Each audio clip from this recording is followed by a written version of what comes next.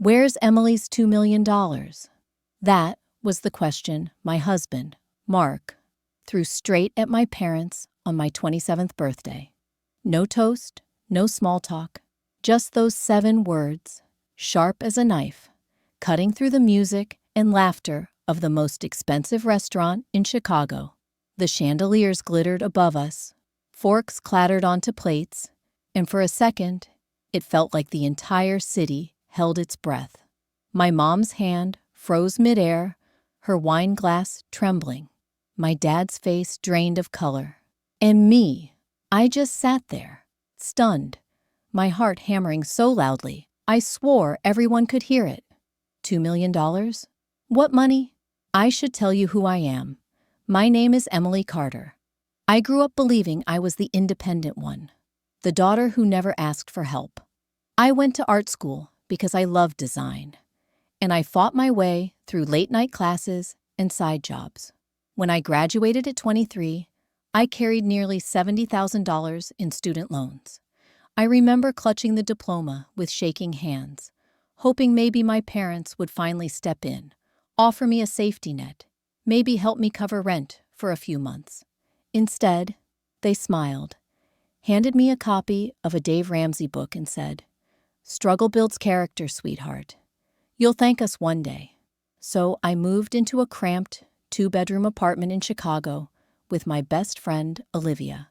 She'd been my rock since college. When I cried over bills or skipped meals to save money, she would boil water, drop in noodles, and push a steaming bowl across the table with a half smile. "Eat, Em. You can't pour from an empty cup." She never judged me, never made me feel small. She was more family to me than my actual parents ever were. Meanwhile, Richard and Helen, my parents, were living like royalty. A 5-bedroom house with a pool in the suburbs, a brand new Mercedes every other year, luxury vacations in Paris and Rome, photos of them smiling in front of the Eiffel Tower, cocktails in Santorini. My mom would flash her diamond jewelry. My dad bragged about his golf clubs. I used to think, maybe they just managed money better. Maybe they worked harder than I realized. But there was always a painful whisper in the back of my mind. Why did they never help me, their only daughter, when I was drowning? At 26, I met Mark. He was a young entrepreneur, confident and kind. He looked at me one night, when I was counting crumpled bills to see if I could afford rent, and asked, "Emily, why don't your parents help you? They clearly have the money." I shrugged it off. "That's just how they are," I told him. But I saw it in his eyes. He didn't believe them. And for the first time, I started to wonder if maybe I shouldn't either. A week before my birthday, my parents called. "We want to take you out," my mom said. "Somewhere special. You deserve it." I hesitated. We hadn't celebrated my birthday together in years. I told Olivia about it, expecting her to roll her eyes. But instead, she said softly, "Maybe they're finally ready to make things right." I wanted to believe her. So I put on my one decent black dress, borrowed Olivia's curling iron, and tried to hope. Mark held my hand as we walked into that glittering restaurant. I thought it was just dinner, but Mark had a plan I didn't know about, a truth he had uncovered and kept hidden until tonight. And with one question, he lit the fuse that would blow my entire life apart. If you're watching this from anywhere in the world, hit that like button, hit subscribe, and tell me in the comments where you're from. Because what I lived through will make you question everything you think you know about family and trust. So there I was, sitting in the middle of the most extravagant dining room I'd ever seen. Crystal chandeliers sparkled like frozen fireworks above our heads, reflecting off polished glasses filled with deep red wine. The tablecloth was so white, it almost glowed. My mother, Helen, wore a gown I knew cost more than my entire monthly paycheck. My father, Richard, was in a tailored suit with cufflinks that caught the light every time he lifted his glass. They smiled at me, as if this night were all about love and family. For the first time in years, I felt a tiny flicker of hope. Maybe they had finally decided to see me, to celebrate me, to treat me like more than a footnote in their perfect lives. For a moment, I let myself believe it. Mark was sitting beside me, his hand resting on mine under the table. He gave me a little squeeze, his eyes steady, unreadable. I thought he was just proud of me for making it to 27, despite everything. But then, he stood up. He lifted his glass, cleared his throat, and with a calm voice that carried across the room, he said, "So, Emily, how's the apartment from your trust? Is it everything you hoped it would be?" The words slammed into me. Apartment? Trust? My fork clattered against the plate, loud in the sudden silence. I laughed nervously, glancing at Mark. "What are you talking about?" The room went still.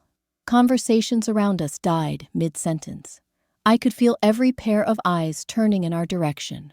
My mother's hand trembled so badly, the wine in her glass rippled. My father's face drained of color. He opened his mouth, then shut it again. "What apartment? What trust?"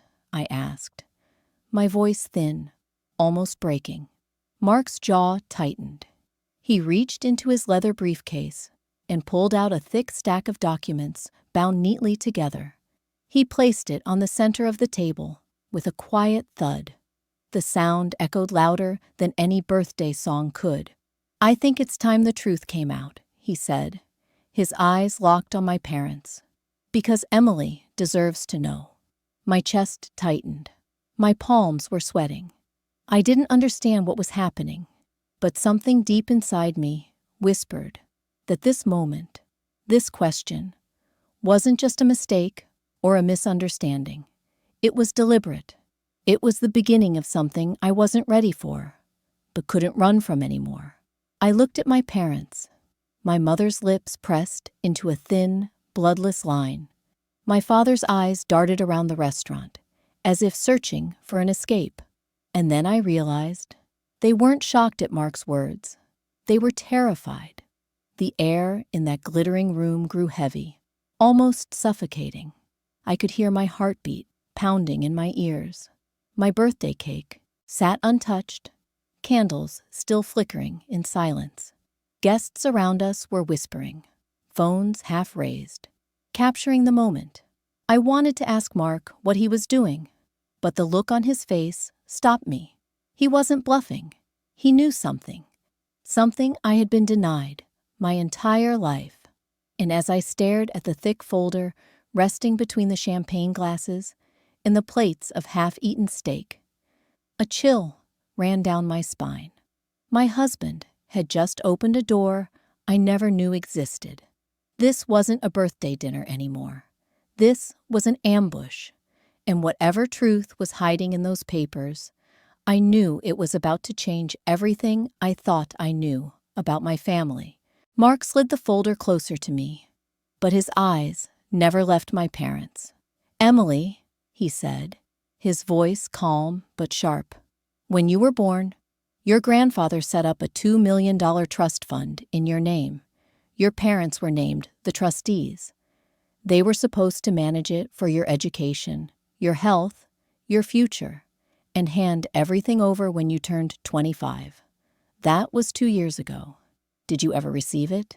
I shook my head slowly, my throat dry. "What are you talking about? I've been drowning in debt since I graduated. I never got a dime." Gasps rippled through the tables around us. A couple at the next table leaned in closer. My mother's eyes darted to my father's, pleading silently. He wouldn't look at her. He just stared at the folder, his jaw locked. Mark opened the first page. I could see the bank letterhead, the numbers printed in neat black ink. "This is the original trust document," he explained. $2 million deposited when you were an infant. Your parents were required by law to keep detailed records, use the money only for your benefit, and transfer the account to you on your 25th birthday. That never happened. I pressed my hands against the table to stop them from shaking. $2 million, while I was working 2 jobs, skipping meals, and begging the electric company for payment extensions. There was an entire fortune with my name on it. Mark's voice grew firmer. The investigation shows withdrawals starting years ago. Large transfers into accounts in Richard and Helen's names. That 5-bedroom house you live in, paid with Emily's money. The Mercedes in the driveway, her money. The European vacations you bragged about, all of it, from her trust. My breath caught in my chest. Memories flashed like cruel photographs. My mom twirling a diamond necklace at Thanksgiving. My dad boasting about a new set of golf clubs. Me crying on the bathroom floor because I couldn't scrape together enough for rent. I whispered, almost to myself, so all this time, it was mine. All of it was mine. Mark wasn't finished. He flipped another page and slid a deed across the table. My eyes scanned the words until one detail jumped out like it was lit in neon. Owner, Emily Carter. What is this? I asked. The condo in the Gold Coast, Mark said. His tone was steady, but his grip on my hand was tight. It was purchased with your trust fund as your 25th birthday gift. Your parents never told you. Instead, they rented it out and pocketed the income every single month. The room spun. I gripped the edge of the table to keep from falling. I remembered the night I begged my parents for help with a security deposit. My dad had sighed, told me that real adults pay their own way. My mom had smiled and said, "If we help you now, you'll never learn." Meanwhile, they were collecting thousands in rent from my property.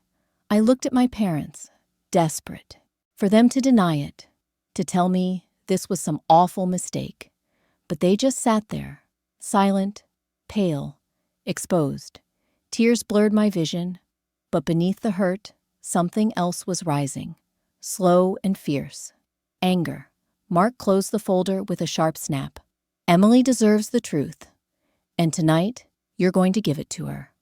The candles on my birthday cake still flickered, but the celebration was over. The real party hadn't even begun. The deed with my name on it still lay on the table, glowing under the chandelier like it was mocking me. I could barely breathe. My parents had stolen not just money, not just a house. They had stolen years of my life. Every night I cried to Olivia because I couldn't pay rent. Every time I begged for one more week to cover my student loans. They had been cashing in on what belonged to me. The anger boiled over before I could stop it. My chair screeched across the marble floor as I shot to my feet. You told me struggling would make me stronger. You watched me break down. You watched me freeze. You told me to be grateful for scraps, while you were living off my future. My voice cracked, but the rage inside me gave it strength. My mother reached for me, her jeweled hand trembling. "Sweetheart, please. It wasn't like that. We only borrowed. We were protecting you." I yanked my hand back. Protecting me? From what? My own home? From knowing I wasn't worthless? My father leaned forward, his voice low but shaking. "Emily, listen. These things are complicated. Investments didn't go as planned." Mark cut him off, his tone icy. "Stop. Don't insult her with more lies. We followed the paper trail, every cent, offshore accounts in both your names, and flights booked to the Bahamas. Tomorrow." The words landed like a bomb. A ripple went through the restaurant, guests leaning closer, phones lifting higher. My parents froze, their faces drained of all color. My mom's glass slipped from her fingers, shattering across the white linen and staining it deep red. Before I could even process it, the side doors opened, and our attorney walked in, carrying another folder. He set it on the table between us. "Mr. and Mrs. Carter," he said firmly, "we have documented every withdrawal, every transfer, the trust, the condo, the rental income, even the attempted wire to the Bahamas. It's all here." My stomach twisted so hard, I thought I might be sick. "Bahamas," I whispered. The attorney nodded. "One-way tickets, booked for tomorrow morning." The room spun again. My parents were supposed to be celebrating me, but instead, they had planned their getaway right after this dinner, leaving me behind with nothing but lies. I looked at them, my voice shaking with disbelief. "You were going to disappear, just vanish with what's left of my life?" Neither of them answered. My father's lips pressed into a hard line. My mother's mascara streaked down her cheeks, and still she couldn't meet my eyes. The birthday cake sat between us, candles burned down to stubs, wax dripping onto the frosting. No one dared to sing. The entire restaurant was silent, waiting, and in that unbearable pause, as the truth about the stolen millions and their escape plan hung in the air, the attorney's voice broke through again, quiet, deliberate, final. "Emily," he said, sliding the last page toward me, "the authorities are already on their way." The words, "the authorities are already on their way," echoed in my head long after we left that restaurant. By the next morning, Mark and I were sitting across from a team of financial investigators in a sterile government office. The folder of evidence lay between us. But this time, it wasn't just for show. Every page was a nail in the coffin my parents had built with their own greed. Filing those documents felt surreal. My hands shook as I signed my name. For years, I had begged for help, convinced I was unworthy of support. And now here I was, handing over proof that I had been betrayed in the cruelest way possible. Mark's hand was steady on my shoulder. "You're not alone anymore," he whispered. And for once, I believed him. The investigation stretched on for months. There were depositions, subpoenas, endless meetings with lawyers. I sat in conference rooms, listening to numbers that made my head spin. Millions transferred, investments that weren't just bad luck, but reckless gambles, wire transfers to accounts with tropical addresses. Each revelation felt like another betrayal, another reminder of how much they had stolen, not just in money, but in years of my life. And yet, for the first time, the weight wasn't mine to carry alone. The law was finally on my side. The system that had once felt so far out of reach was now the weapon I never knew I could wield. Then came the day the court issued the freeze order. Richard and Helen's 5-bedroom suburban palace, locked. The Mercedes and the Lexus, seized.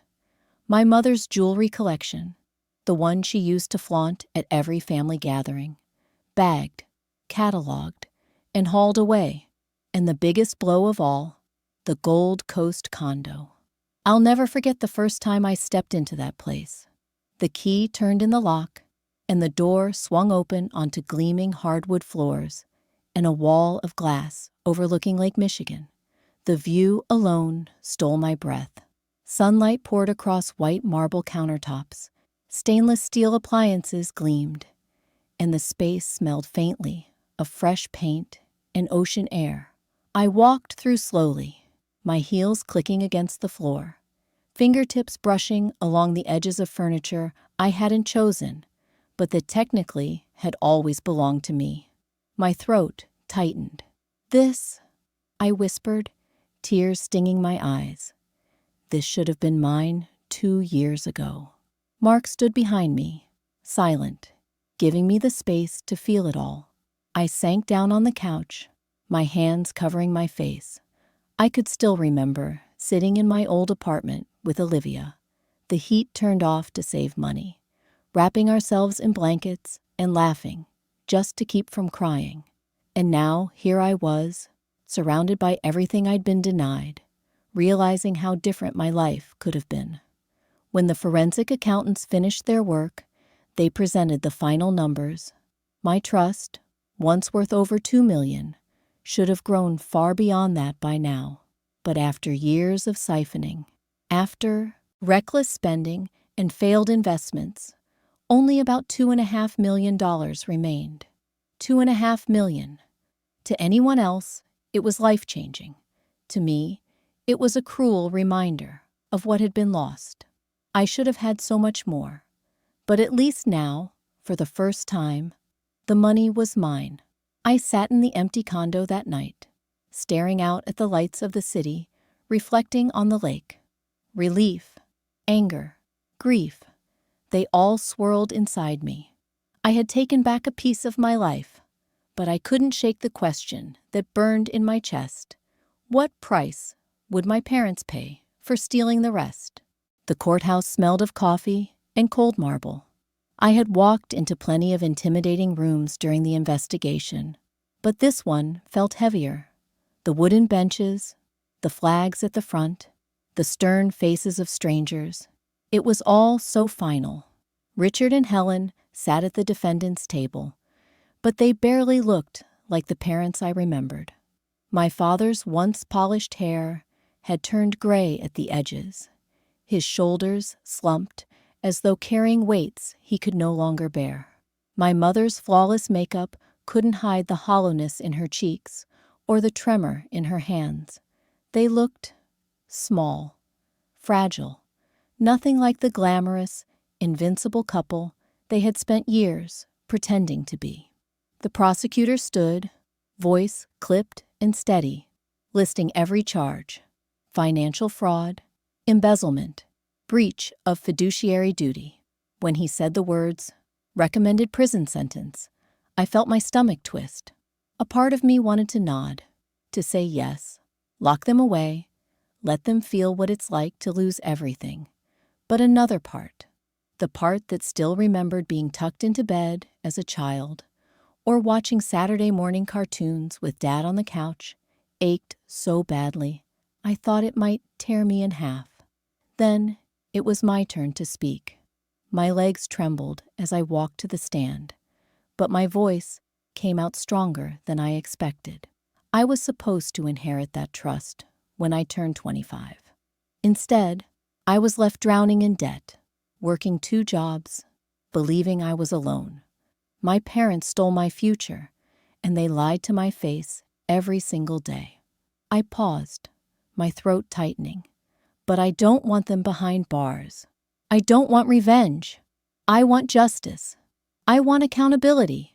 I want them to face what they did. To me, to themselves, to the family name. I want the truth, not another lie. A murmur spread across the courtroom. Even the judge leaned forward slightly, studying me with new eyes.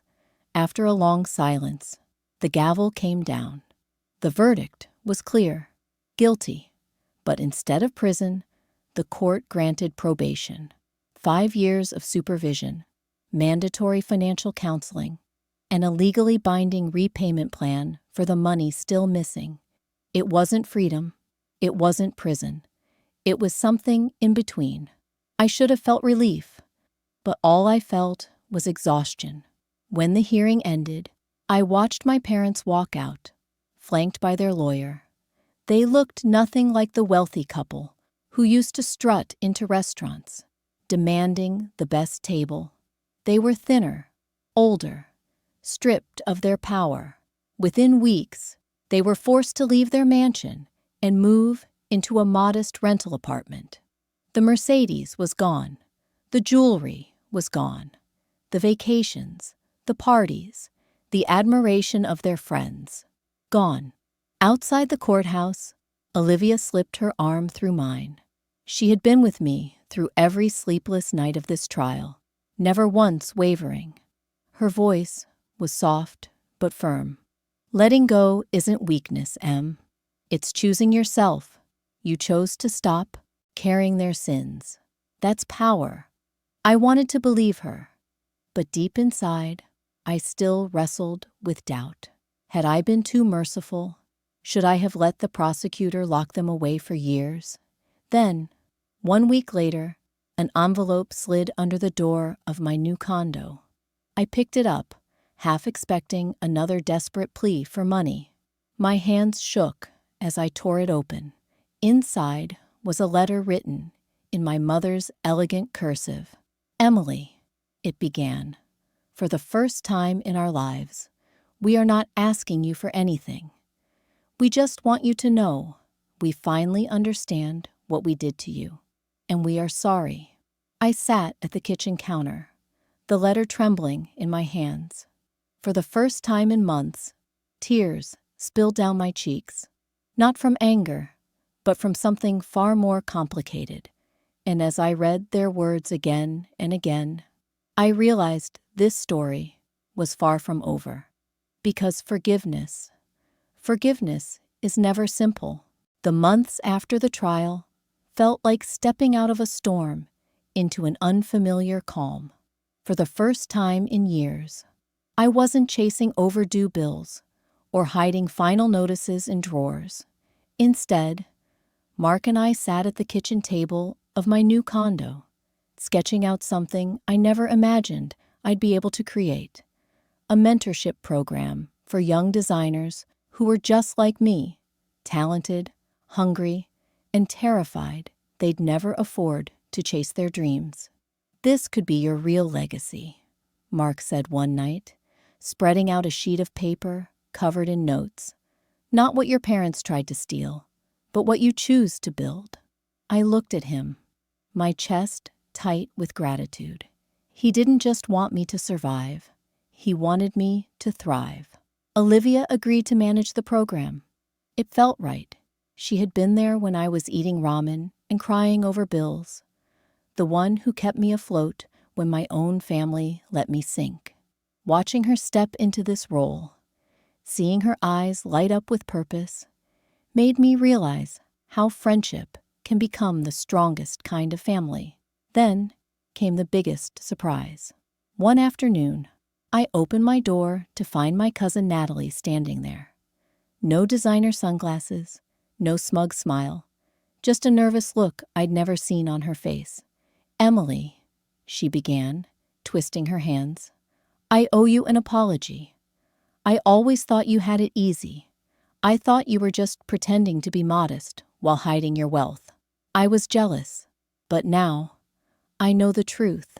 I know what they did to you." I didn't know how to respond.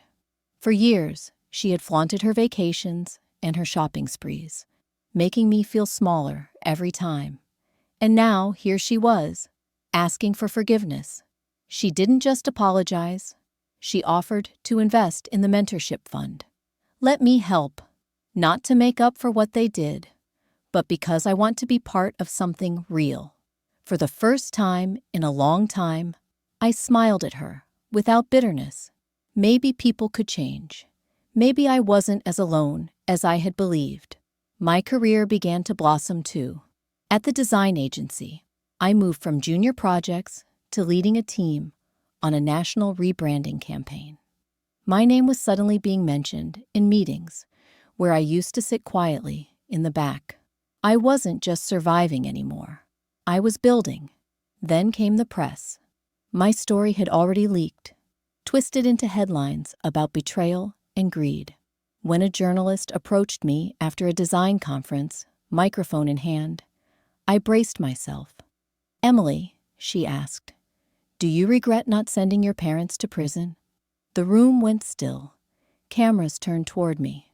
I could feel the weight of strangers' eyes pressing down, waiting for me to confess some hidden bitterness. I took a breath, looked straight into the lens, and said, "No." Watching them lose everything they stole, every car, every house, every ounce of status, that's punishment enough. My revenge is living free, building my own life, while they're stuck paying back what they owe. The words tasted like steel on my tongue. Sharp, unyielding, final. What I didn't expect was what happened next.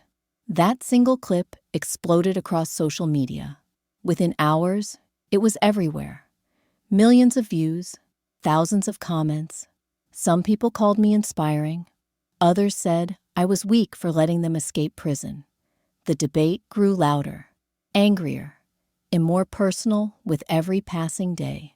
And as I watched strangers argue about whether I was a hero or a fool, I realized my story wasn't just mine anymore. It had become a battlefield, a year. It's amazing how long and how short that can feel at the same time. 1 year ago, I walked into a birthday dinner, believing my parents had finally chosen me. 1 year ago, I sat under sparkling chandeliers and heard my husband ask the question that ripped my world apart. Where's Emily's $2 million? Now, 12 months later, I wake up every morning to the sun spilling through the wide glass windows of my Gold Coast condo, the condo that was always supposed to be mine. The first thing I see is Lake Michigan stretching out to the horizon, the water glittering like silver. But what matters even more is what I've done with the space. The second bedroom, once rented out in secret, is now my art studio. The walls are lined with my designs, sketches taped up beside vision boards, colors bleeding into each other in ways that feel wild and free. It's not just an apartment, it's proof that I finally own my life. Mark is usually the first to slip into the kitchen, brewing coffee while humming under his breath. He'll pop his head into my studio, kiss my cheek, and remind me that the work I'm doing matters. Olivia arrives later, arms full of folders and sticky notes, running the mentorship program with the same energy she once used to make sure I ate when I was too stressed to cook. Natalie often joins us, her laughter echoing off the high ceilings, talking about new partnerships for the program. This is my family now, not the people who betrayed me, but the ones who stayed, who chose me, who built with me. As for Richard and Helen, they're still out there, but their lives look nothing like before. The mansion is gone, the cars are gone, the jewelry, the vacations, the country club invitations, all gone. They rent a small apartment now, living under court supervision. My father works at a local insurance branch. No more executive perks or golf trips. My mother answers phones at a real estate office. No more diamond necklaces or glossy brochures about luxury properties. They send me letters every month, written in careful cursive, apologizing again and again. I read them, but I never reply. Not yet. Maybe not ever. Sometimes I catch myself wondering if I did the right thing by not sending them to prison. The internet still debates it, replaying that one clip of me answering the reporter's question. Do you regret not sending your parents to prison? My reply was simple. No. Watching them lose everything they stole, that's punishment enough. My revenge is living free, building my own life, while they're stuck paying back what they owe. That video has millions of views now.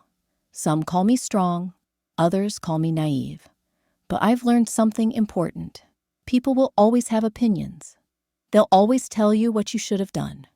The only voice that matters, the only one I listen to now, is my own. Because the real revenge wasn't prison time. It wasn't seeing my parents in handcuffs. The real revenge was reclaiming my life. It was proving that I could rise from the ashes they left me in. It was choosing to build something honest, something meaningful, something mine. And maybe the greatest revenge of all was realizing that family isn't always about blood. It's about who stands beside you when the world falls apart, who cooks you ramen when you can't lift your head, who believes in your dreams when you've stopped believing in yourself. I look around at Mark, at Olivia, at Natalie, and I know this is my chosen family. This is where I belong. So I'll leave you with this. The real revenge wasn't sending them to prison. It was reclaiming my life, building something true, and choosing who my family really is. Could you forgive your parents if they betrayed you like this? Or would you let the law punish them fully? Share your thoughts in the comments, and don't forget to like and subscribe.